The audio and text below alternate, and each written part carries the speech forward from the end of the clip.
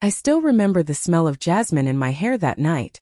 My hands were decorated with dark henna, and my heart was filled with dreams too big for a young girl's chest. I had imagined this day all my life, the wedding, the home, the man who would be my forever. I believed marriage was the beginning of a beautiful story. I believed love was guaranteed once vows were spoken. I was wrong. When the guests finally left and the oil lamps dimmed, I was led into the small quiet room that was meant to be ours. The walls were decorated with red fabric. Rose petals were scattered on the bed. Everything looked like a dream, yet my heart felt strangely awake, as if it sensed something coming. He entered the room behind me. My husband. He didn't smile the way I thought he would. He didn't tease me or look shy. He looked tired, distant, like a traveler who had reached the wrong destination. He sat on the edge of the bed and loosened the buttons of his sherwani. His voice was calm when he spoke, almost too calm. "I'm tired," he said. "Let's sleep." Just like that. No warmth. No gentle words. No awkward laughter. No trembling hands reaching for mine. I nodded because I had been taught to be obedient, not curious. I sat beside him silently, my heart trying to understand what my mind refused to accept. He turned his back to me, and within minutes he was asleep. I lay beside him, staring at the ceiling, listening to the slow rhythm of his breathing. Every dream I had carried into that room began to feel heavy, like wet cloth wrapped around my soul. I told myself this was normal. He must be shy. He must be tired from the wedding. Tomorrow will be different. But the silence in the room felt louder than any words. At midnight the house changed. The air felt different, thicker, uneasy. And then I heard it. A sound. Soft. Strange. Almost like a stifled cry or whisper. It came from down the hallway. From my mother-in-law's room. My heart froze. I sat up slowly, careful not to wake him.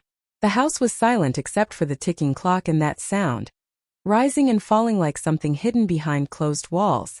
I didn't understand what it meant, but I understood one thing very clearly. Something in this house was wrong. I pressed my fingers into the bedsheet, suddenly feeling like a guest in a place that was meant to be my home. Fear, confusion, and shame tangled inside my chest. I was a bride, yet I felt like a shadow. I wanted to cry, but I didn't. Not yet.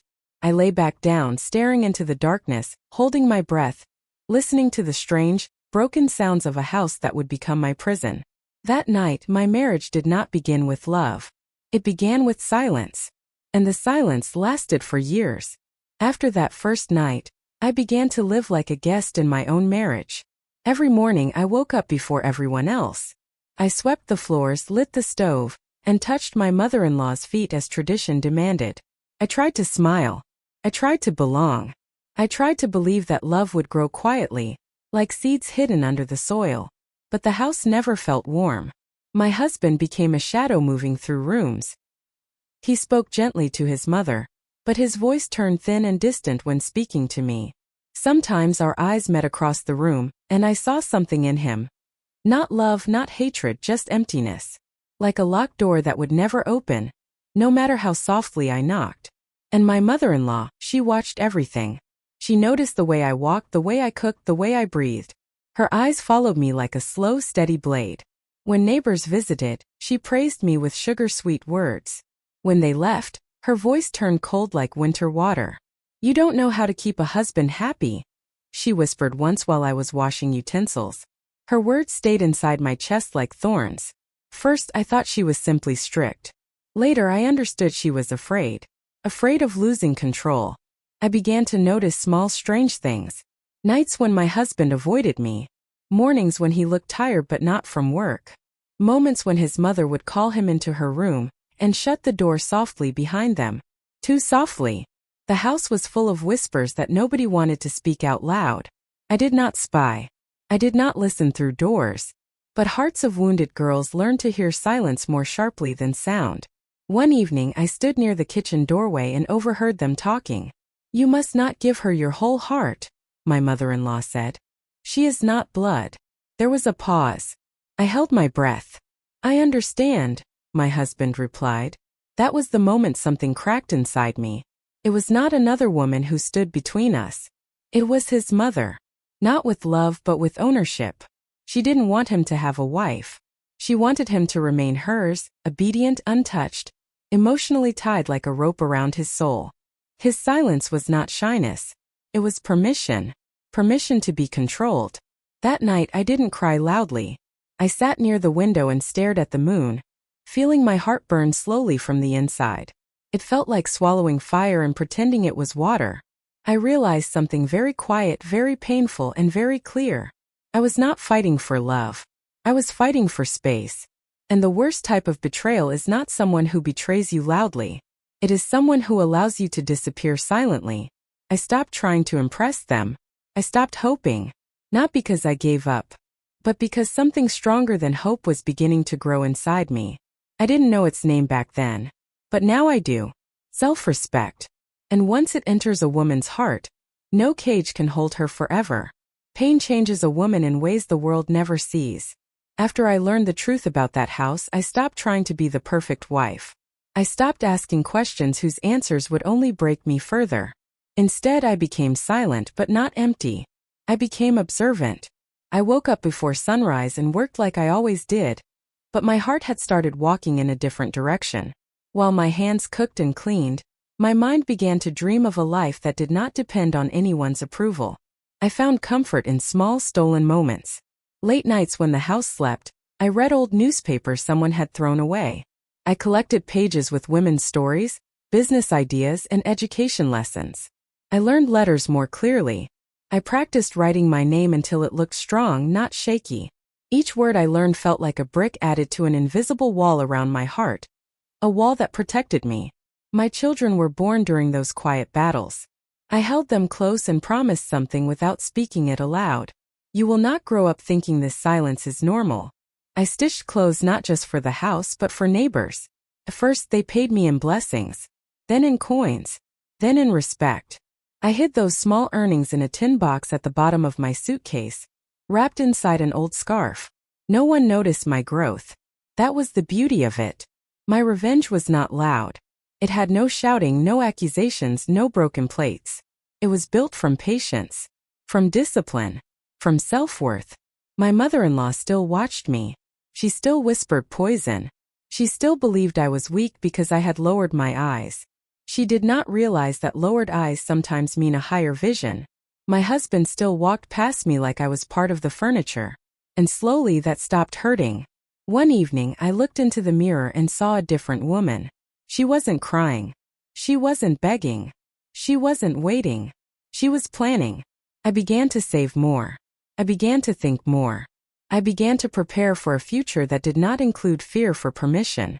I stopped seeing that house as my forever home. It became a passing station.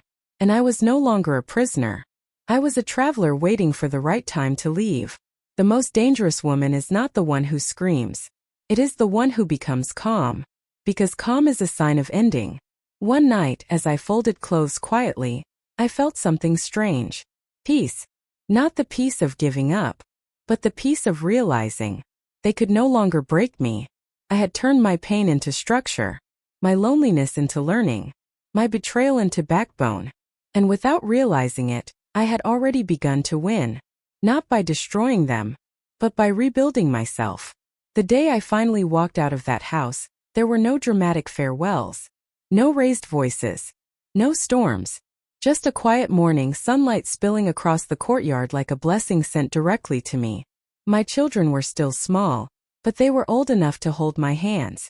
I held their tiny fingers, straightened my spine, and stepped out the door without looking back. Not because I was heartless, but because my heart had already left long before my feet did. I didn't run away from that house. I walked away with dignity, and that is the slowest, strongest kind of leaving. At first, the world outside felt too big. I had left everything familiar behind, but fear did not stay long. Strength had taken its place, and strength does not allow fear to breathe. I rented a tiny room in a distant village, just one window, one bed, and a stove. But for the first time in years I could breathe freely. I could speak without being interrupted. I could exist without being watched. And that small, humble room became the birthplace of my new life. I stitched clothes for neighbors, then for the market, then for nearby towns. I worked until my fingers hurt, but my heart healed with every stitch. My children grew up seeing a mother who never bent, never begged, never returned to the house that crushed her. That was my victory. Slow, quiet, but powerful. Years passed and word spread. I became known as the woman who could turn a piece of cloth into something beautiful. My earnings grew, enough to send my children to good schools. Enough to build a small house with my own hands and my own money. A house that was mine. Not inherited. Not given. Not tied to anyone's conditions. Mine. One afternoon when the sun was high and golden, someone knocked on my door. It was my husband. Older, thinner, eyes filled with the heaviness of late regrets. Behind him stood his mother, leaning on a cane, her back no longer straight and her voice no longer sharp. For the first time they both looked fragile. "Come home," he said, voice breaking slightly. We made mistakes." I looked at them the way one looks at a faded photograph, with distant emotion, not longing. "You didn't lose me today," I replied calmly. "You lost me the day you made me feel unwanted." My mother-in-law tried to speak, but I gently raised a hand.